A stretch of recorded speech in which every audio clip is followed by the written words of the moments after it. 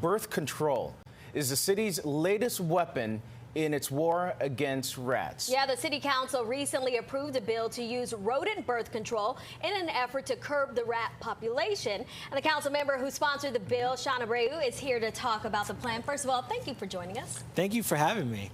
By the way, I'm not sure if the city bird is Flaco or the giant pigeon. That's true. Very, very good point. But thank you for tackling the preeminent issue of our time here in the story, in this city. So a study last year found that there are nearly 3 million rats in the city. Do you think that's accurate? And will this tackle it? My understanding is that there's an estimated of 3 million rats in New York City. Yeah. And the city council has passed a new law requiring rat birth control and for it to be introduced. 2 rats in a given year can reproduce 15,000 descendants. What? You heard that right. 15,000 descendants. Are they all called Nick Cannon? I wouldn't go that far. But what we do know is that the rate at which they reproduce is like this. The peak is like this. So we can't poison our way out of this crisis. Okay. You got to go at the source. And that's why we're cutting off the food supply through through trash containerization. It's why we're doing citywide composting. We know rats are attracted to food smells. And it's also why we've established rat mitigation zones, which has seen a reduction in rat sightings in places like Harlem by 14%. Okay. Let's talk about this birth control, though. We're talking about dispensing pellets. Where will they actually be dispersed, and could they be harmful to other animals? So the way this bill was drafted, it was done in such a way to account for previous failures of rat birth control implementation. For instance, rat birth control has been used before in a liquid form and also in places where there's a lot of trash. So rats were actually eating the trash and not the rat birth control, the sweet pellet or the sweet liquid.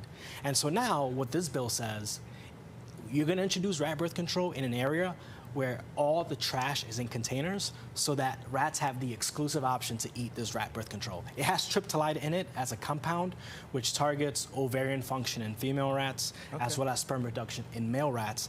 And we need to see if this makes a difference. I think it's something worth pursuing. But what happens if other animals or perhaps even children accidentally eat it? So this is actually non-toxic Okay. to wildlife. And what we've also seen for a very long time is that rodenticide is harmful to wildlife. We saw birds of prey like Flaco who died as a result of ingesting rat poison. R.I.P. We've also seen pets die. There was a case in Washington Heights where a dog died from eating rodenticide, and it's also harmful to children. However, this is non-toxic. It's also no less effective than rodenticide, and that's why I think rat birth control is a promising solution. So this is a pilot program. When and where can we see this kind of get started?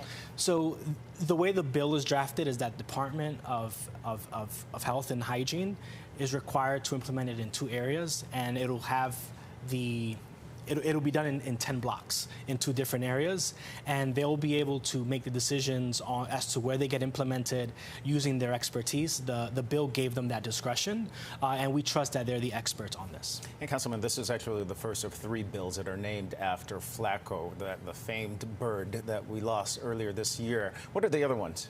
There's another one that we're actually having a rally for next week with the Lights Out Coalition, where we're going to require property owners to make windows and glass made of such a material that pigeons aren't colliding with them and falling. We are, I believe nationally, there's about 1 billion birds who die every year by getting into these glass buildings. Flying into the windows. Yeah, they fly into the windows. Yeah. And when you walk around the city and you see a pigeon out on the floor, you just think about how we can make a difference. Yeah. And that's why we're pursuing this next package of legislation, which will also create a lot of union jobs. So you said a pilot program will start with about 10 blocks. How will you assess that it is working? Like, will there be like a rat census, like a count before and a count after? So they're going to, the experts will determine the consumption rate of the rat birth control. Are rats eating it, or are they not? There's a potential for cameras even, but I think that's probably going to be a little more costly. But really, we're looking at the rate of consumption, and that's the main metric. Yeah. And there are also other metrics in the bill that the experts will rely on. You know, you've made it when the Shade Room is making fun of your rat contraception measure. It's okay. We love Shade Room, but it is a shame that rats in some places in this country have more rights than women when it comes to contraception, and I think that's a shame. Absolutely. That's a pivot. Councilmember Shaun Abreu, thank you so much. Really appreciate Thank you so much for having today. Me.